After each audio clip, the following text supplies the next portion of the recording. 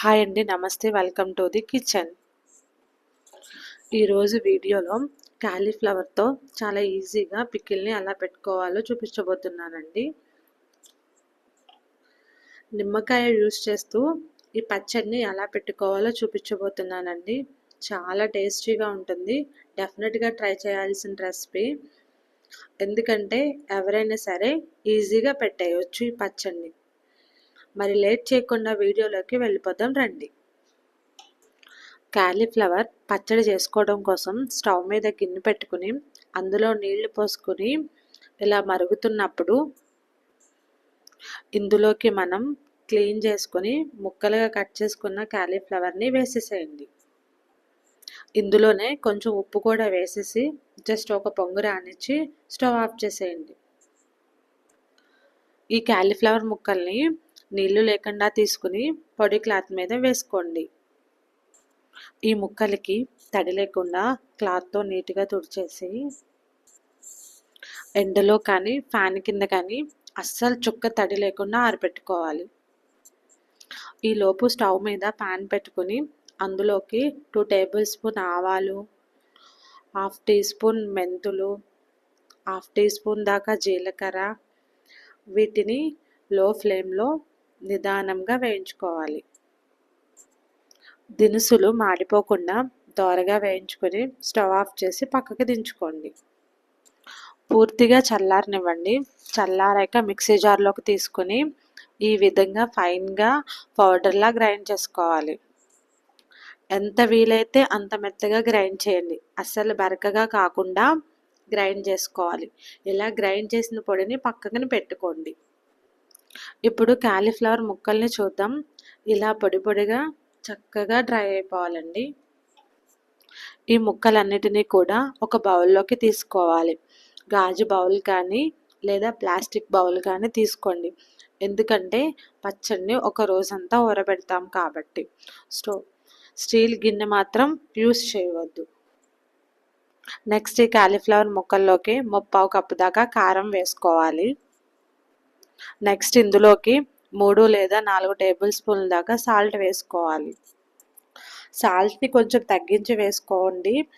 పచ్చడి ఊరిన తర్వాత మీకు కావాలి అంటే సాల్ట్ని అడ్జస్ట్ చేసుకోవచ్చు. 1/2 టీ స్పూన్ దాకా పసుపు వేసుకోవాలి. నెక్స్ట్ ఇందులో మనం గ్రైండ్ చేసి పెట్టుకున్న ఆవాలు, మెంతులు, జీలకర్ర పౌడర్ని వేసేసేయండి. ఇవన్నీ వేసిన తర్వాత ముక్కలకి బాగా పట్టించుకోవాలి. బాగా కలుపుకొని ఈ బౌల్ని పక్కకు పెట్టేసేయండి.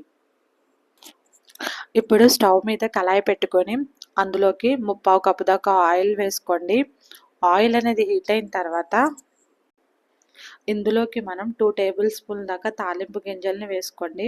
పచ్చిశనగపప్పు, మినగపప్పు, ఆవాలు, జీలకర్ర వేసుకోండి. వీటితో పాటు 2 టేబుల్ స్పూన్ల దాకా క్రష్ చేసుకున్న వెల్లుల్లి తరుగు, 2 రెమ్మల దాకా కరివేపాకు, కొద్దిగా ఎండుమిర్చి వేసుకొని దోరగా వేయించుకోండి.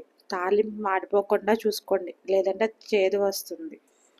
స్టవ్ ఆఫ్ చేసేసి పక్కకి దించేయండి. ఈ తాలింపు పూర్తిగా చల్లారిపోవాలి. కంప్లీట్గా చల్లారాకే పచ్చడిలోకి కలుపుకోవాలి, లేదంటే పచ్చడి మళ్ళీ చేదు వస్తుందన్నమాట. సో ఇలా చల్లారిన తర్వాత తాలింపు మొత్తాన్ని కూడా కారం కలిపి పెట్టుకున్న కాలీఫ్లవర్ ముక్కల్లోకి వేసేసి బాగా కలిపేయండి. మొత్తం మిక్స్ చేసుకుని చిన్నవైతే 4, పెద్దవైతే 3 నిమ్మకాయల రసాన్ని తీసుకుని ఈ రసాన్ని ఇందులో వేసేసుకోవాలి.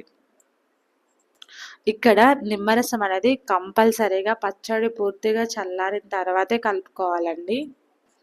ఇలా పచ్చడి మొత్తాన్ని బాగా కలుపుకొని మూత పెట్టి ఒక రోజంతా బాగా ఊరనివ్వాలి. ఆ తర్వాత మనం పచ్చడి తీసుకుని నెక్స్ట్ డే సర్వ్ చేసుకోవచ్చు. ఇన్ కేస్ మీరు చేసే చిన్న చిన్న మిస్టేక్స్ వల్ల పచ్చడి లైట్గా చేదు వస్తే ఆ స్టేజ్లో 1 or 2 టేబుల్ స్పూన్ల దాకా బెల్లం పొడి వేసుకోండి. పచ్చడి స్వీట్నెస్ అనేది రాదు, టేస్ట్ బ్యాలెన్స్ అవుతుంది. ఇలా చేసిన ఈ పచ్చడి బయట పెట్టుకుంటే 2 months ఈజీగా స్టోర్ ఉంటుంది. అది ఫ్రిడ్జ్లో పెట్టుకుంటే 3-4 నెలలు కూడా వాడుకోవచ్చు. మరి మీరు కూడా ట్రై చేసి మీకు ఎలా అనిపించిందో నాకు కామెంట్ రూపంలో తెలియచేయండి. మీకు ఈ వీడియో నచ్చినట్టయితే లైక్ చేయండి, మీ ఫ్రెండ్స్కి రిలేటివ్స్కి షేర్ చేయండి. మరిన్ని సింపుల్ రెసిపీస్ కోసం సబ్స్క్రైబ్ చేసుకోండి. Thank you for watching.